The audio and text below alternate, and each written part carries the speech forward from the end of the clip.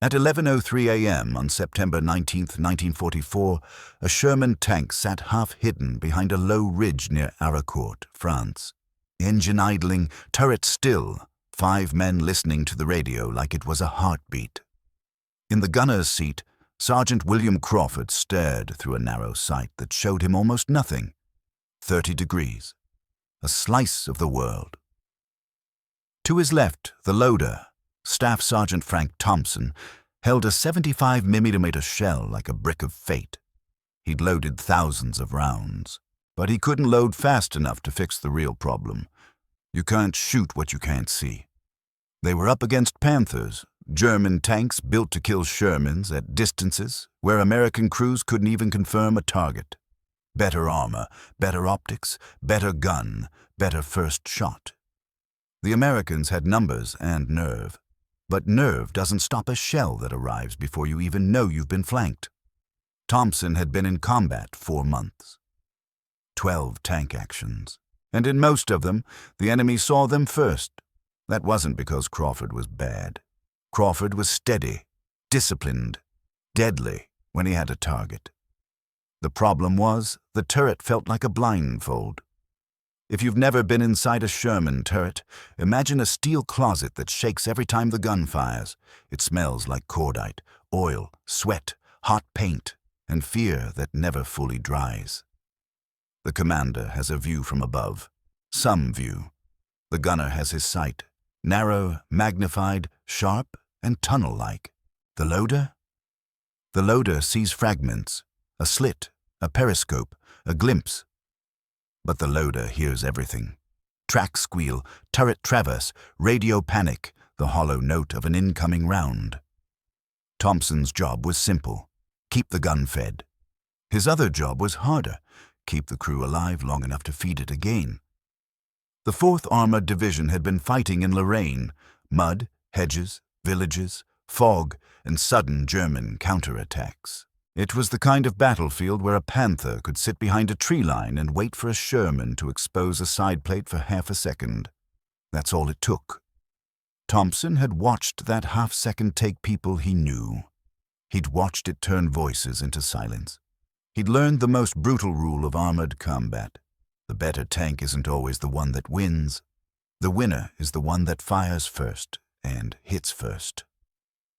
Thompson's first loader partner had been Corporal David Kozlowski, a steel mill kid, trained at Fort Knox, the kind of guy who could crack a joke while cleaning a breech with his hands still shaking.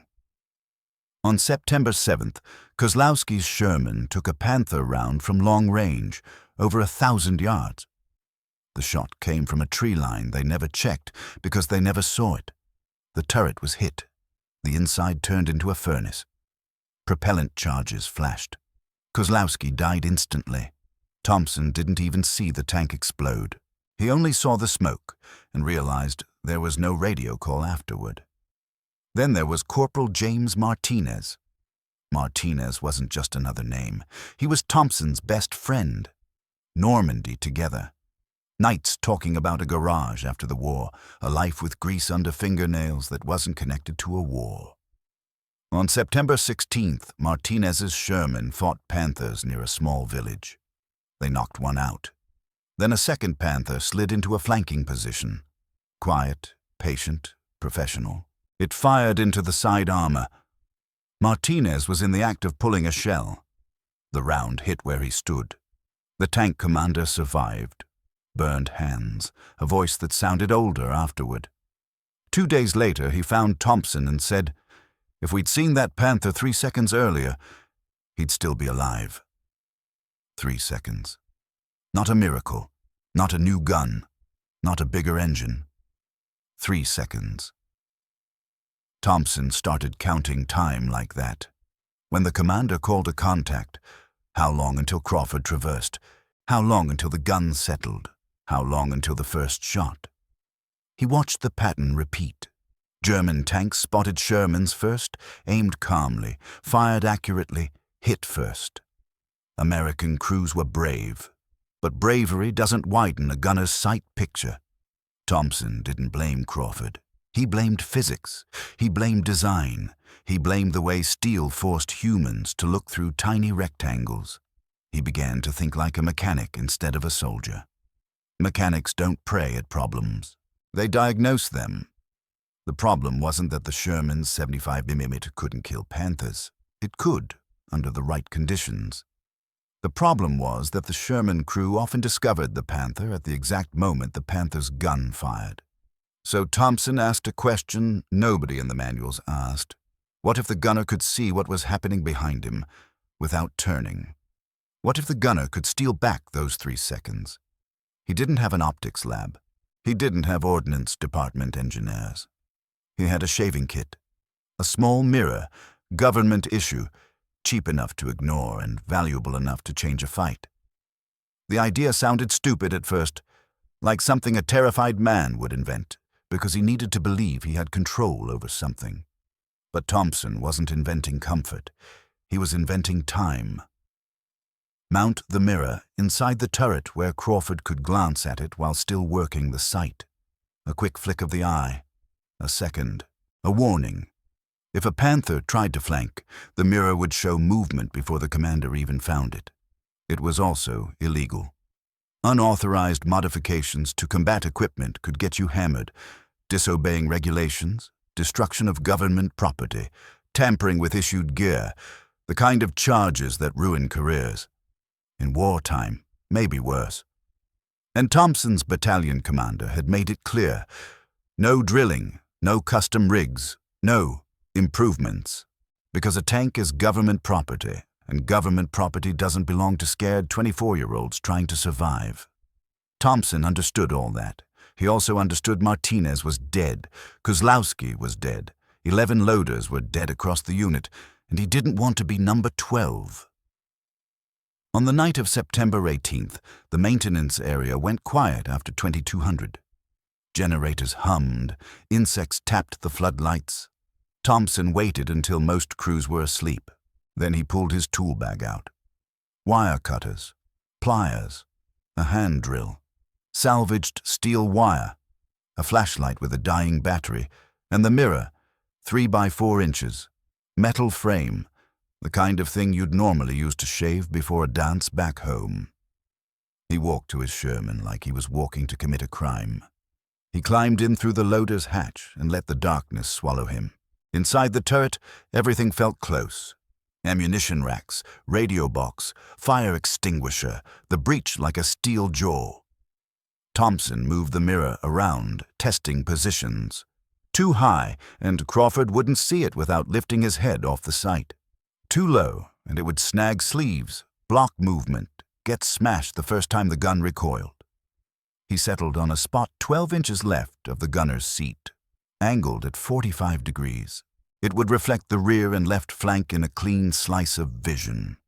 It wasn't perfect. It didn't need to be perfect. It needed to be fast. He bent wire into crude brackets, drilled holes into armor plate.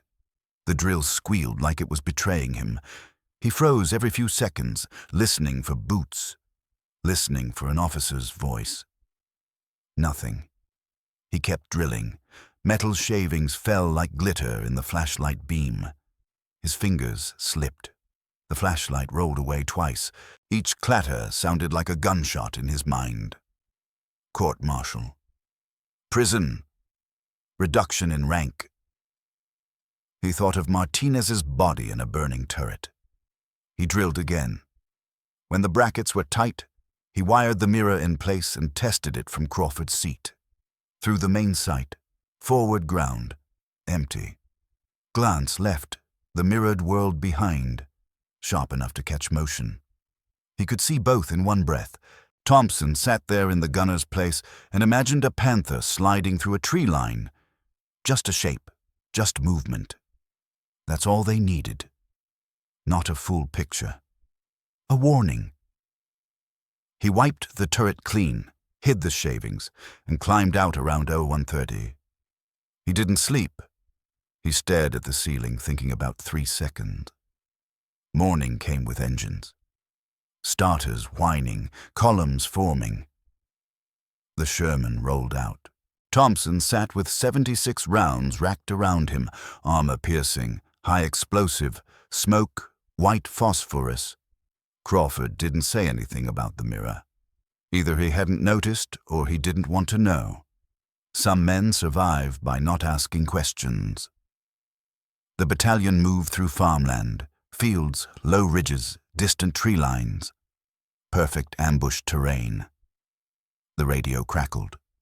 Movement ahead. German armor. Range long. Orders came. Spread out. Take hull-down positions. Wait for the Germans to close. Thompson loaded an armor-piercing round and felt the weight of it settle into his palms. He tapped Crawford's shoulder. Ready. The turret was quiet except for breathing and the faint servo whine of traverse. This was the test. Either the mirror gave them those 3 seconds, or it gave them nothing. Crawford fired. The Sherman bucked. The breech opened. A hot casing ejected. Smoke filled the turret. Thompson's hands moved on muscle memory. Grab, lift, slam, lock. 6 seconds. Another round, seated. And then Crawford spoke, calm as a man reading a grocery list. Panther, left rear, 800. Thompson's stomach dropped. Left rear meant side armor. Weak armor. The place Panthers killed Shermans like they were tin, but Crawford had seen it. Not because the commander called it. Not because the turret happened to be pointed right. Because Crawford had glanced at the mirror and caught movement behind them, a dark shape where there wasn't supposed to be one. The Panther crew thought they were invisible. They were wrong. Crawford traversed hard left. The turret whined like it was angry. Thompson braced as if bracing could change physics. The Panther crossed open ground, exposed for a moment. Just a moment. Crawford fired. The round hit the track. Not a kill, but a stop. An immobilized Panther is a dead Panther if you keep shooting. Thompson loaded again, faster than he'd ever loaded before because now he believed the mirror wasn't luck. It was a weapon. Second shot. Turret side. Penetration. The Panther shuddered and smoke rolled out. Hatches popped. Figures bailed out, running like their uniforms were on fire even before they were. The Sherman turret filled with a different smell. Not fear. Relief. 3 seconds had become a kill. The commander barked questions over the intercom. How did you see that? Crawford didn't explain. He just said he'd caught something in peripheral vision. The fight continued. German armor probed. Shermans shifted positions. Smoke drifted along low ground. By the time the engagement eased, Thompson's crew had survived something that should have killed them. Back in the maintenance line, Crawford climbed down, stared at the mirror, then looked at Thompson. He didn't smile. He didn't celebrate. He said quietly, "That saved us. Install it everywhere." If you like stories where one small decision changes everything, hit like. It tells YouTube to push WWII hidden chapters to more people who still care about the men inside these machines. And subscribe, because what happens next is how an illegal $3 mirror turns into an unofficial doctrine. That night, Thompson became a ghost in the maintenance area. He started with Crawford's wingman, then another, one tank at a time, 35 minutes if the drill behaved, 40 if the wire fought him. He taught other loaders the angle, 45 degrees, taught them where to drill, taught them how to mount it so it wouldn't snag sleeves or interfere with recoil. Payment? He refused it. "Don't get killed," he told them. "That's the payment." The rumor spread the way war rumors spread. Fast, hungry, and half-whispered. Loaders talked to loaders. Gunners talked to gunners. A mirror became a password. Within days, the battalion's behavior changed. Not the tanks, the men. Gunners started glancing left at the mirror like it was instinct. 1 second between shots, a quick check while the loader slammed another round home. Tank commanders noticed they were reacting quicker to flanking movement. German Panthers that used to slide into side shots were being forced to fire under pressure, or retreat. And in tank combat, pressure is poison. A Panther crew that has time becomes deadly. A Panther crew that feels watched becomes human. Thompson wasn't changing steel, he was changing the enemy's timing. But war has a way of forcing secrets into daylight. Lieutenant Colonel Creighton Abrams commanded the 37th Tank Battalion. Aggressive, sharp, the kind of officer who climbed into turrets and asked uncomfortable questions. Abrams walked the line for inspection. He checked ammunition. He checked maintenance. He checked morale with the eyes of a man who knew morale was just another piece of equipment. Then he climbed into Thompson's Sherman. His eyes moved over the cramped turret, breech, racks, radios, until they stopped on the mirror.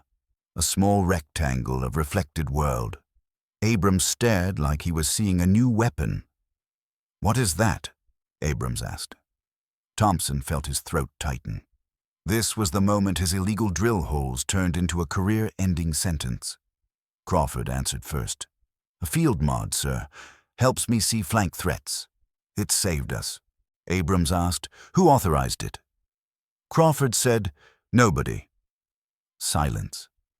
Abrams climbed out, walked to the next Sherman, climbed in. Another mirror, another tank, another mirror. He realized this wasn't one crew being reckless. This was a quiet uprising against blindness. He called Thompson over. "Did you install these?" Thompson swallowed and said the truth.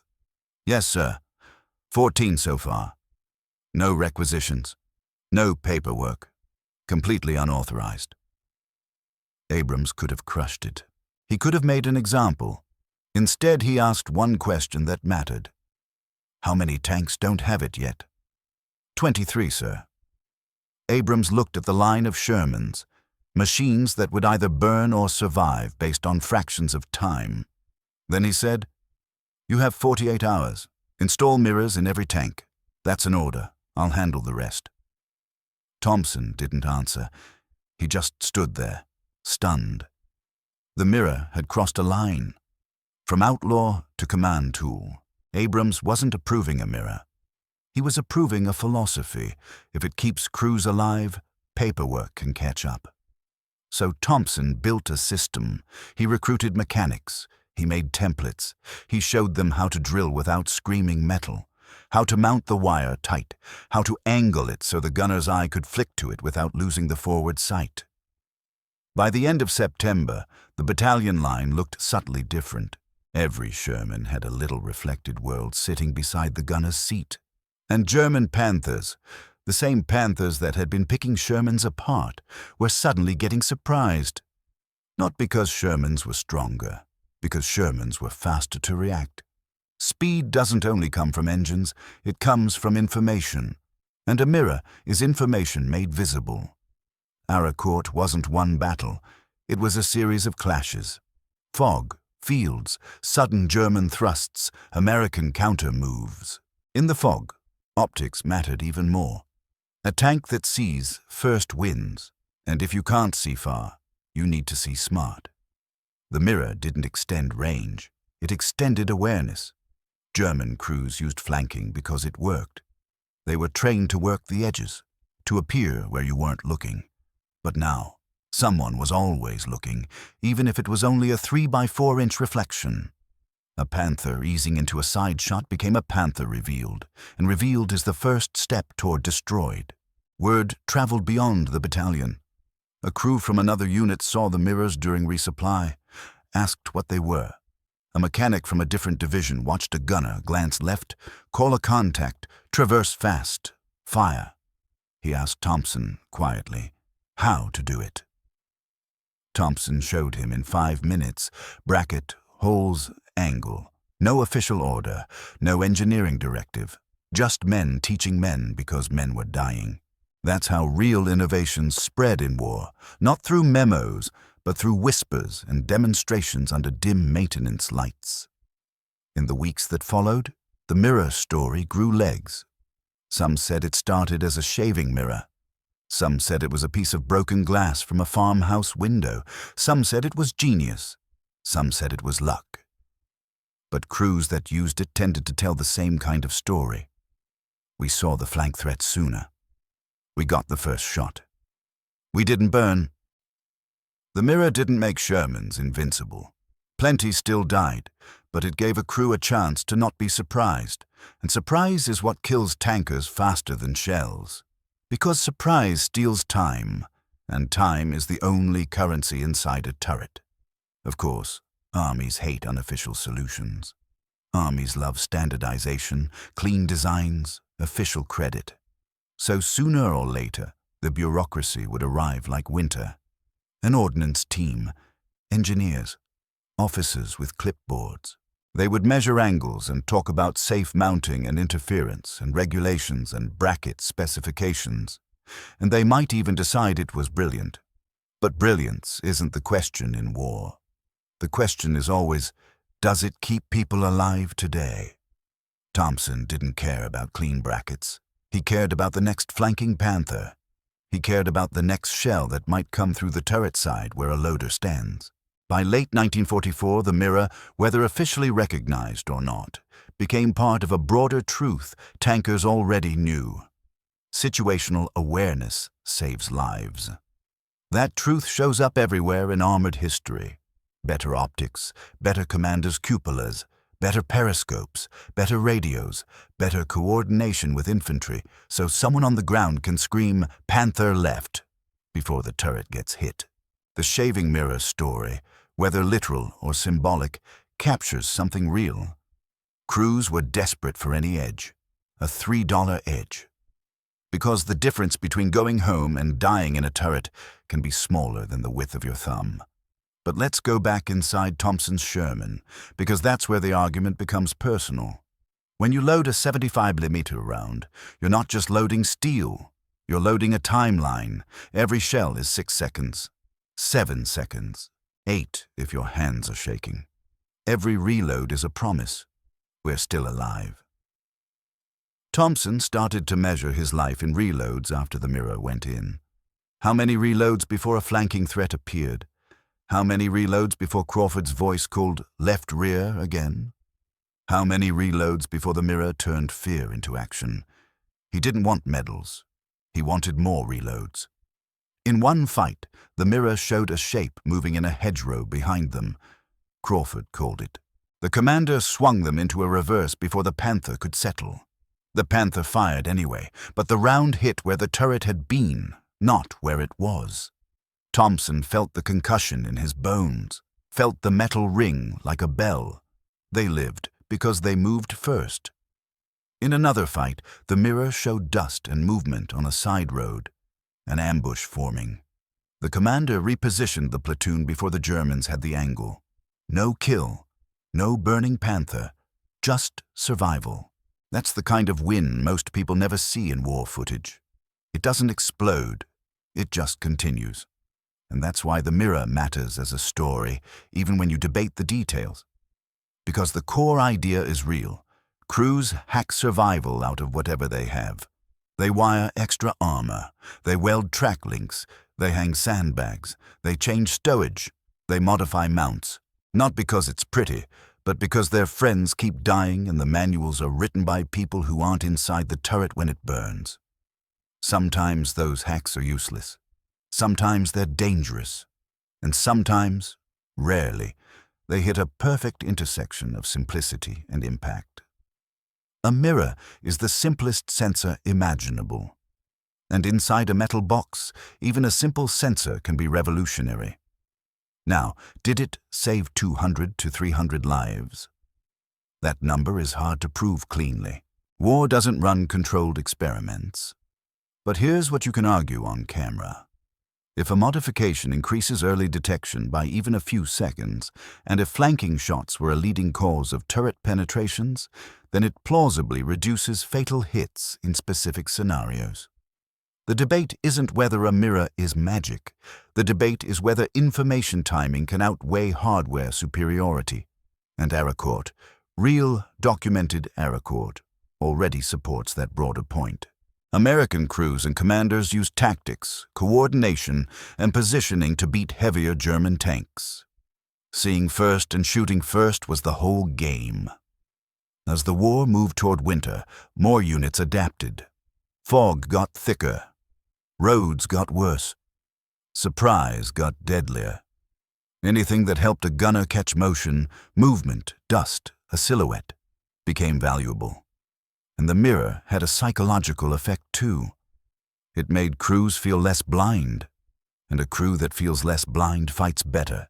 A gunner that believes he can catch a flank threat isn't just calmer, he's quicker. He checks, he anticipates, he doesn't freeze.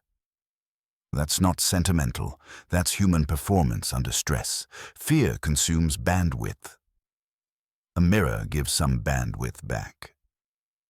There's another uncomfortable angle to this story. Credit. War is full of anonymous solutions.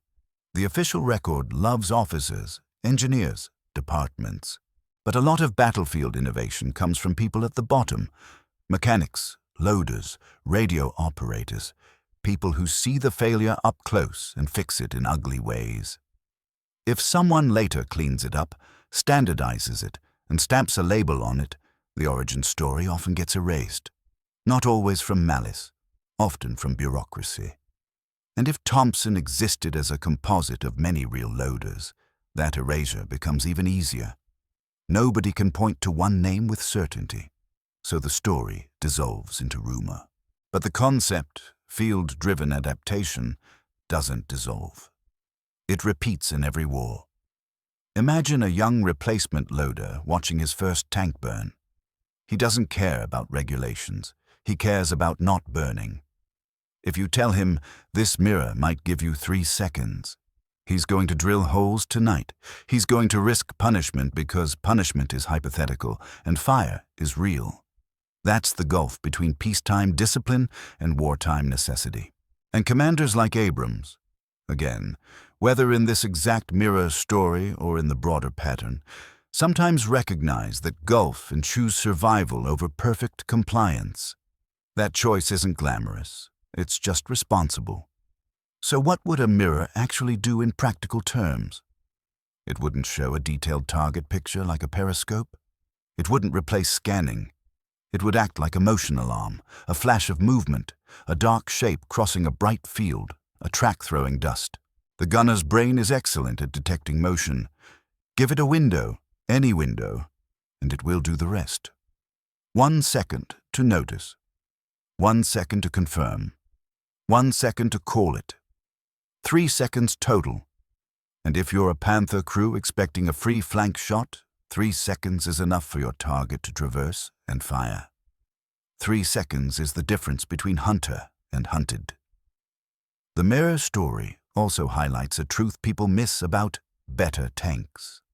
A Panther might be superior on paper, but paper doesn't see. People see, and people fight with what they believe they can do. If American crews believe they can spot flank threats faster, they position differently, they maneuver more aggressively, they trust their reaction time. That changes outcomes. War is hardware, yes, but it's also confidence shaped by systems. Sometimes that system is a radio net, sometimes it's a commander's cupola, and sometimes it's a cheap mirror wired into the turret like a secret. By early 1945, the Americans fielded better guns, better sights, better tactics. The battlefield evolved. So the mirror, if it existed widely, would have been one step on a ladder, not the final rung. But that's what makes it such a powerful debate story. It's about the smallest possible advantage creating a cascade. One crew survives, that crew teaches another. A battalion shifts behavior. The enemy notices something changed, even if they can't name it. And that's exactly how tactical evolution looks in real time. Not clean, not official, messy, improvised, and fueled by grief. Thompson, real or composite, represents a type of soldier history often forgets, the one who solves problems quietly. Not the ace, not the hero on a poster. The person who stares at a dead friend and refuses to accept that the next death is inevitable.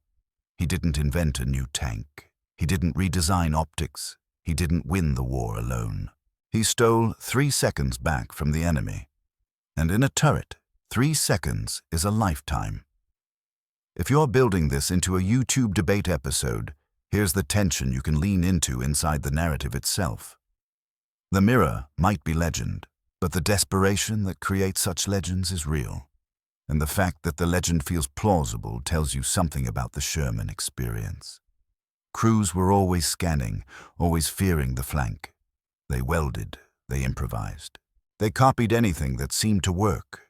So even if Frank Thompson never existed as a documented individual, Frank Thompson existed as 1,000 loaders making 1,000 micro-decisions to stay alive.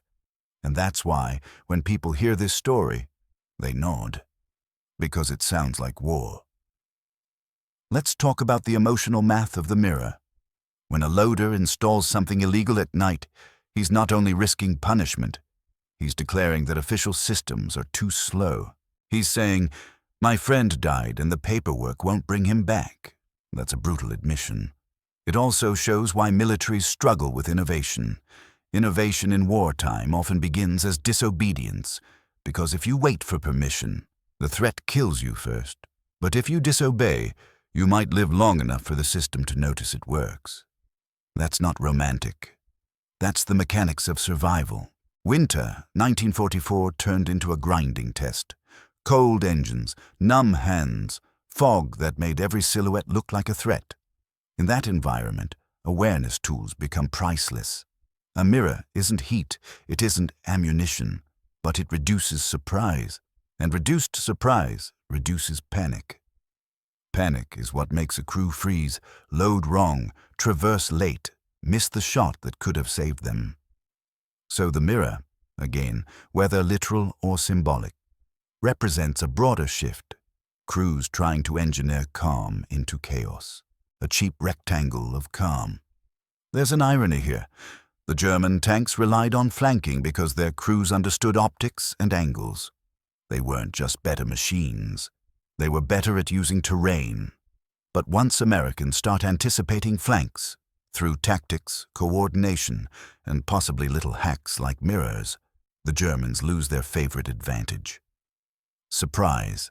At that point, the Panther's superiority becomes less decisive because it can't get the free shot it was designed to exploit. And then the fight becomes closer. Closer fights favor the side with more tanks, more fuel, more artillery, more air support. In other words, once you remove surprise, the bigger system starts to dominate. The mirror, if you want a thesis, helps remove surprise. And that leads to the real takeaway you can land in your video. Wars are not won only by famous inventions. They're won by thousands of small adjustments that turn "we keep dying the same way" into "we learned." Arracourt is remembered for tactics and leadership and fog and panthers burning in fields. But it can also be used to argue something more universal. Survival belongs to the side that adapts fastest. Sometimes adaptation is a doctrine shift, sometimes it's a radio procedure, and sometimes it's a soldier drilling holes at midnight because he can't watch another friend die. If you want an even harder emotional punch, you can bring Martinez back here, because every innovation in war has a ghost behind it. A reason it had to be invented. Someone who didn't make it long enough to benefit from it. Thompson's mirror wasn't a clever idea in a vacuum. It was a reaction to a pattern of death. He didn't install it because he loved tinkering. He installed it because he was surrounded by burned-out turrets and empty bunks. And the war kept moving forward like it didn't care. That's the cruelty of it. The war doesn't pause for grief. So soldiers build their grief into solutions. By the end of the war, American armored crews had better training on scanning, coordination, and threat detection. Modern tanks now have periscopes, thermal sights, cameras, sensor fusion, systems that do what Thompson tried to do with a shaving mirror. Give the crew more eyes. The technology changed. The need didn't. The core principle, situational awareness, remains the same. And that's why, even as a debated anecdote, the mirror story resonates. It's a primitive version of a modern concept, a cheap prototype of Don't be blind to the flank. Now imagine the museum version of this. If you ever see a Sherman turret with a crude mirror mounted left of the gunner seat, no plaque, no name, just a rectangle of glass and bent wire. Most visitors would assume it's personal, a vanity item. But the placement, if it's placed like Thompson placed it, reveals intention. It's not for shaving, it's for killing. It's for spotting the moment a panther thinks it's invisible. And if you're the gunner, that mirror is not comfort. It's a warning bell that doesn't make noise. What happened to Thompson? In this dramatized reconstruction, he survives. Not because war becomes safe, but because he and his crew take back a few seconds again and again. He goes home without medals, goes back to steel, goes back to grease. Like so many men, he carries the war quietly, and the mirror, whether credited or not, fades into the background as new tanks make it obsolete.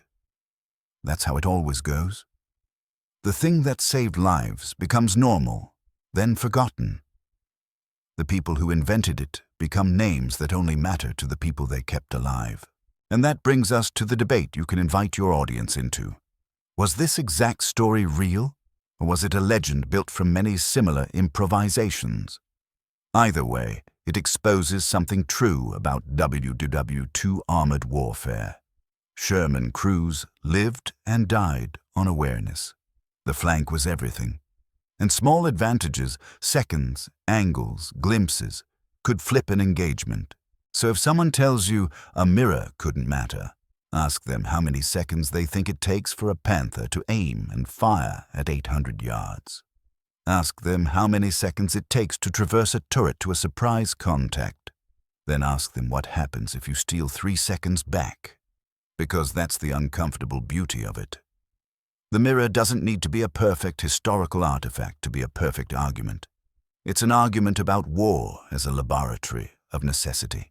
About how men trapped in steel boxes hack their environment for survival, and about how doctrine always lags behind reality. The manuals say, don't modify equipment. Reality says, your friend just died because you couldn't see. Which voice do you listen to at midnight with a drill in your hands? The manual, or the ghosts? Thompson chose the ghosts. In the end, whether you treat this as literal history or a composite tale, it functions like a flashlight aimed at a real problem. Vision wins fights.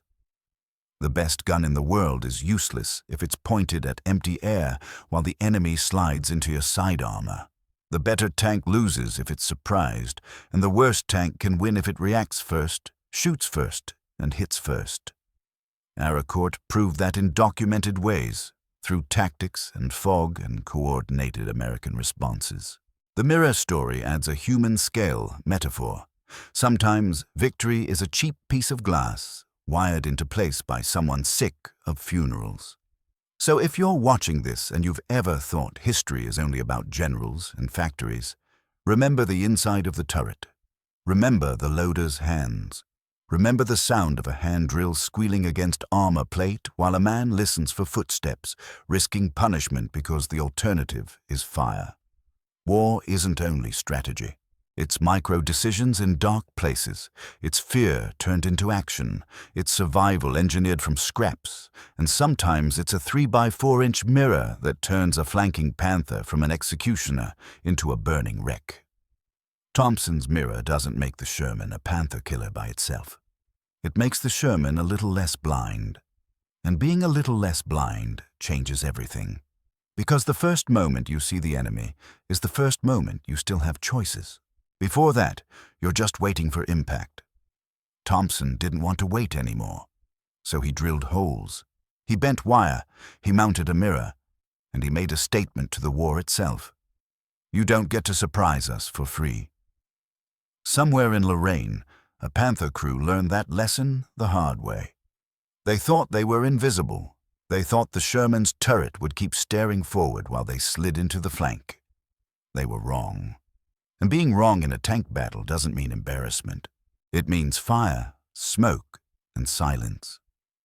The mirror didn't kill that Panther. The crew did, but the mirror gave the crew what they needed most: awareness. Awareness is the first step to killing. And in 1944, awareness was worth more than armor thickness. When the war ended, the world moved on. New tanks, new optics, new doctrine. But the principle remained. Modern armored training is obsessed with situational awareness for a reason. It's the difference between reacting and being reacted to. Thompson's mirror is a primitive ancestor of today's sensors, a reminder that the urge to see more, faster, has always been a survival instinct in armor warfare. And it's also a reminder that the most important inventions aren't always the ones stamped with a company logo. Sometimes they're the ones made at night by a man who refuses to be the 12th loader to die. If you want more stories like this, where forgotten soldiers and tiny decisions change outcomes, subscribe to WWII to Hidden Chapters and drop a comment. Do you think the mirror story is literal truth, or a composite legend that still reveals something real about Sherman crews? Either answer is worth debating, and we read the comments because this channel is built with you, not just for you. Because history isn't only about what happened, it's about what could happen when humans are forced into impossible conditions. It's about patterns, why men kept dying, and what they did to stop it. The mirror story, true in detail or true in spirit, represents a refusal to accept helplessness, a refusal to accept that the enemy always sees first. And that matters, because helplessness spreads. It turns crews cautious, slow, fatalistic. But one small win, one flanking Panther spotted in time, spreads too. It spreads confidence, it spreads survival. So the next time someone says, "It's just a mirror," remember where it lived, inside a turret, next to a gunner's eye, in the one place where 3 seconds can separate life from fire. Whether it was Frank Thompson or 10 different loaders whose stories fused into one, the message holds. War forces innovation because war punishes delay. And the people who innovate first are often the people nobody writes about. But we write about them here, because they deserve it, and because sometimes the smallest thing in the war was the thing that mattered most.